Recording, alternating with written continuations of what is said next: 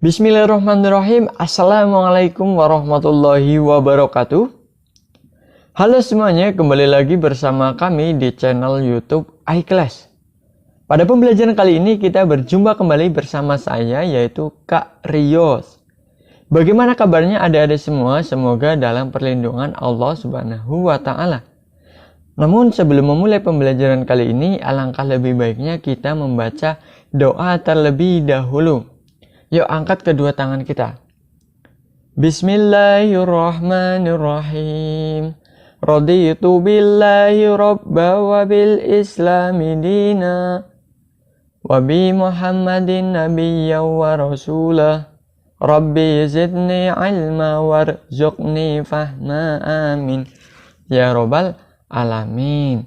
Pada pembelajaran kali ini kita masuk pada bab ke-8 kelas 5, yaitu mengenai zuhud, qanaah, amanah, serta menepati janji. Adik-adik sekalian, semua ini merupakan termasuk pada akhlakul karimah atau sifat-sifat terpuji. Dan kita lanjut pada materi yang selanjutnya, yaitu mengenai qanaah. Qanaah secara bahasa adalah cukup atau merasa cukup atas apa yang dikaruniakan atau diberikan Allah Subhanahu wa Ta'ala kepada kita umat manusia.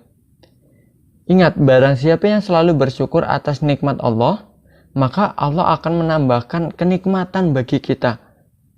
Dan sebaliknya, jika kita tidak mensyukuri nikmat yang Allah berikan kepada kita, maka bersiaplah kita akan menerima azab dari Allah Subhanahu wa Ta'ala. Kita sebagai umat muslim tentunya selalu diajarkan untuk bersyukur terhadap apa yang diberikan kepada kita. Dengan adanya rasa syukur ini, maka kita menghargai pemberian yang diberikan baik itu dari Allah maupun dari sesama umat manusia. Allah Subhanahu wa Ta'ala berfirman pada surat Al-Baqarah ayat 155,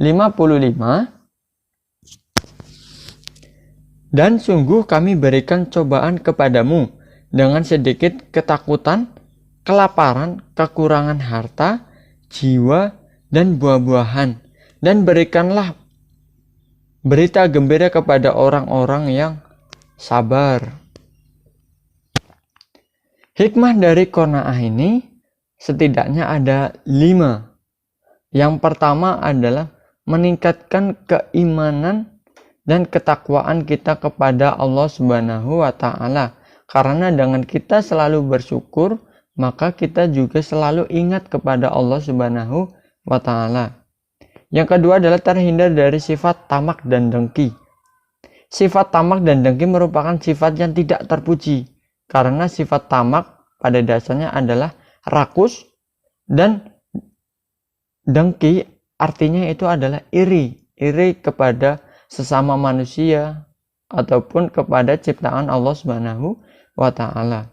Yang ketiga adalah terhindar dari rasa khawatir atas kekurangan, karena kita selalu bersyukur atas apa yang diberikan Allah Subhanahu wa Ta'ala, berarti kita mensyukuri nikmat apa yang diberikan kepada kita semua.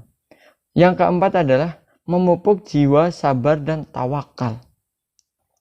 Yang kelima adalah membiasakan diri berpola hidup sederhana sesuai dengan ajaran Islam. Kita masuk pada pembelajaran yang ketiga, yaitu mengenai amanah. Amanah menurut bahasa adalah dapat dipercaya, sedangkan menurut istilah yaitu segala hal yang dipertanggungjawabkan kepada seseorang, baik hak-hak itu milik Allah maupun hak hambanya yang berupa benda, pekerjaan, perkataan maupun kepercayaan hati.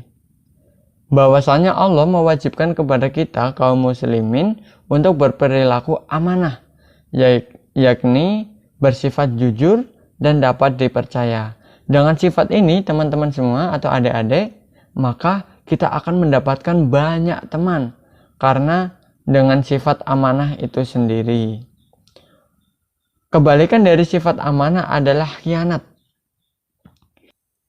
Allah Subhanahu wa taala berfirman pada Quran surat An-Nisa ayat 58 yang berbunyi, sesungguhnya Allah menyuruhmu menyampaikan amanah kepada yang berhak menerimanya.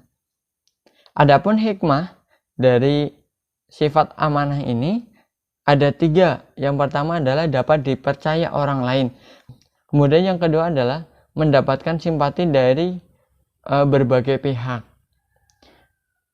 Yang ketiga adalah hidupnya sukses dan dimudahkan oleh Allah Subhanahu wa taala. Dan yang terakhir adalah menepati janji. Menurut KBBI atau Kamus Besar Bahasa Indonesia, menepati janji adalah perkataan yang menyatakan kesediaan dan kesanggupan untuk berbuat. Janji berarti juga pengakuan yang mengikat diri sendiri terhadap suatu ketentuan yang harus ditepati dan dipenuhi.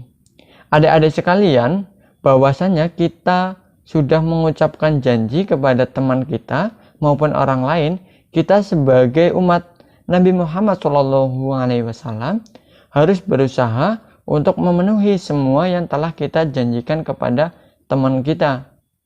Ada pepatah mengatakan bahwa janji adalah hutang, dan hutang itu harus dibayar.